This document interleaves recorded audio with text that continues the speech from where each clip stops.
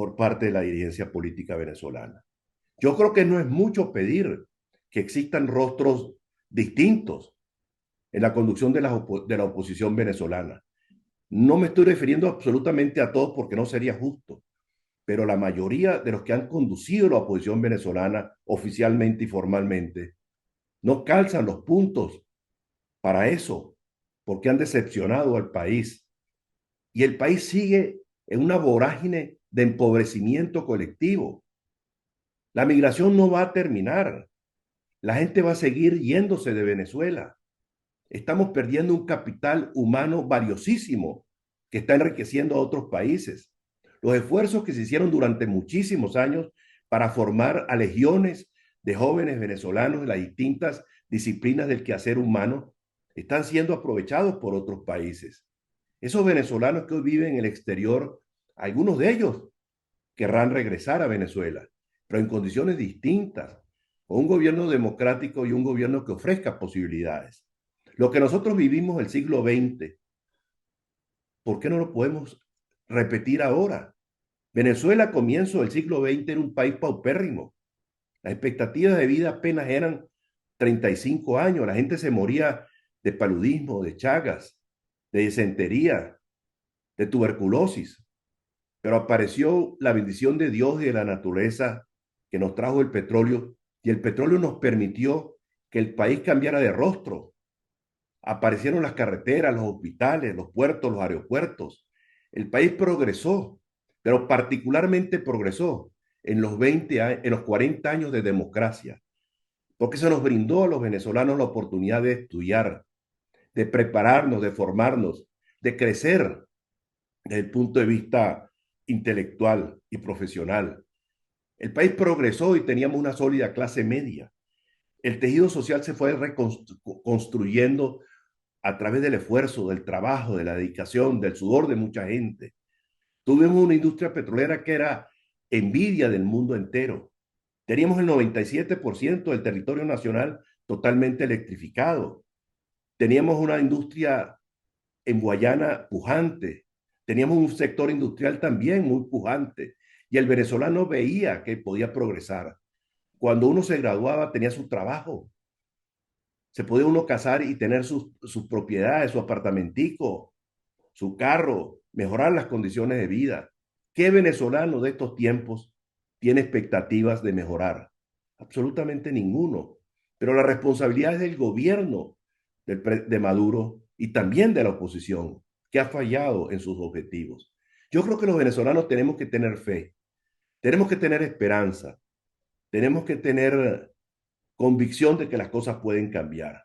Vean ustedes lo que ocurrió después de la segunda mitad del siglo XX.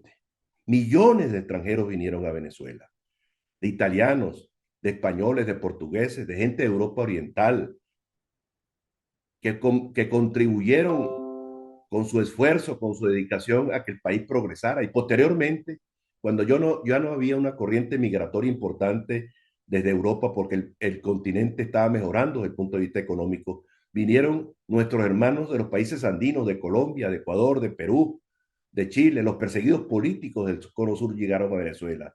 Y entre todos construimos el país. Construimos un país que era envidia de América Latina y del mundo entero, una economía pujante. El país crecía 6% por año durante 50 años. El que nacía pobre se convertía en clase media y la clase media aumentó numéricamente y en calidad. Se desarrollaron programas educativos como el Gran Mariscal de Ayacucho, que fue una cosa extraordinaria para el país. Hubo la posibilidad de progresar y hoy todo está destruido. Hoy todo está acabado. Y entonces, ¿qué es lo que hay que hacer? Lo que hay que hacer, en primer lugar, es llamar la atención a los dirigentes políticos de Venezuela, que no cometan el error garrafal de eliminar de un plumazo el gobierno interino, que busquen con el bloque constitucional, con los grandes juristas venezolanos, una salida constitucional que permita arreglar la situación, que no se caiga en el error de nombrar una comisión administradora de los activos del Estado. Eso es un adefesio. Yo no puedo profundizar en los temas legales porque yo no soy abogado, pero sí he sido un gerente de una larga, dilatada trayectoria al servicio del Estado y en el sector público. Y sé que eso sería algo absolutamente inmanejable. Se piensa manejar lo que queda de los activos de la misma forma como se manejó Monómeros. Se va a entrar nuevamente en una rebatiña entre los partidos políticos o vamos a utilizar la conseja que se utilizó en el sur de América cuando saciados de los distintos malos gobiernos que habían, la gente decía que se vayan todos. Yo creo que la solución es permitir que se enderecen las cargas, que actuemos dentro de la Constitución, que no hagamos un salto en el vacío, que nos unamos, eso es lo que está planteado, pero que le demos cabida a todos los venezolanos. Y yo les quiero decir no solamente a los opositores, sino a la propia gente que son seguidores del régimen. Ustedes también están sufriendo. Ustedes también están pasando por calamidades. Ustedes también son afectados por el alto costo de la vida. Ustedes también tienen problemas que no les rinden lo poco que ganan. Y esto ocurre en todos los sectores de la vida nacional. Los sueldos de los maestros son miserables, de las enfermeras son miserables, de los médicos, de los profesores universitarios. El país no puede salir adelante con esos esquemas de gobierno. Las políticas públicas que se han aplicado en Venezuela son absolutamente contraproducentes. ¿Qué indica la sensatez? ¿Qué indica medianamente la inteligencia? Señores, que hay que cambiar. Hay que cambiar la forma de hacer la política en Venezuela. Venezuela tiene grandes recursos naturales, pero esos recursos naturales en el subsuelo no valen nada. Esos recursos tenemos que convertirlos en riqueza. Y para convertirlos en riqueza, esa riqueza no es otra sino la educación. Tenemos que formar a la gente. La gente no puede dejar de estudiar por ser pobre. La gente no puede morirse por ser pobre porque los hospitales no funcionan. La gente no puede pasar hambre. La gente hay que brindarle la oportunidad de que tenga un empleo digno. Y esa responsabilidad del gobierno fundamentalmente. Pero el gobierno no por ser empresario, sino que el gobierno dicte políticas públicas que permitan que el país progrese. Yo estoy absolutamente convencido que el país puede salir adelante. Yo estoy absolutamente convencido que existen los recursos para salir adelante. Pero tenemos que salir adelante con esfuerzo, con dedicación, con trabajo, con sudor, como construimos el país que teníamos antes. Pero no para repetir ese país que estaba también plagado de inequidades, que estaba plagado de grandes problemas y que no logramos superar la pobreza como hemos debido hacerlo. Que se progresó, sí es cierto que se progresó, pero se ha debido progresar más. Pero ahora el reto es mayor, porque el país está en peores condiciones que lo que estaba antes. Pero si pudimos hacerlo a comienzos y sobre todo en la segunda mitad del siglo XX, ¿por qué no podemos hacerlo ahora? Pero podemos hacerlo si buscamos la posibilidad que el gobierno sea conducido por gente competente, por gente capaz, por gente por experiencia, imbricando las distintas generaciones y dándole oportunidad a todo el mundo. En el país cabemos absolutamente todos.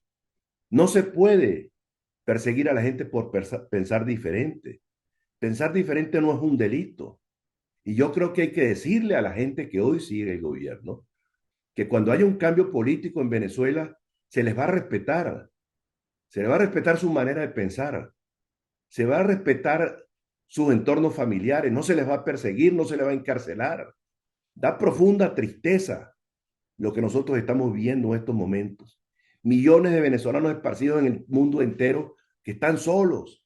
¿Cuántos de nuestros compatriotas pasaron el 24 de diciembre solos, alejados de sus familias? ¿Cuál es el bien más preciado para la gente? Pasar la Navidad junto a la familia. ¿Quiénes tienen la fortuna de pasar la Navidad junto con todos los familiares? Muy pocos, muy pocos. Pero yo creo que en el futuro tenemos que decirle a todos, sin excepción, que en Venezuela cabemos todos y que el pensar distinto no es delito, que debemos tener un país sin presos políticos. ¿No es acaso un sufrimiento para los venezolanos lo que está pasando en estos momentos al tener más de 300 presos políticos, civiles y militares, al tener millones de venezolanos en el exterior, exilados políticos que no pueden regresar o venezolanos que están dentro del país que no pueden salir? Yo creo que todo eso debe acabarse. Y es fundamental que todos tomemos conciencia. La gente del régimen por un lado y la gente de la oposición. Y si los opositores que actualmente están conduciendo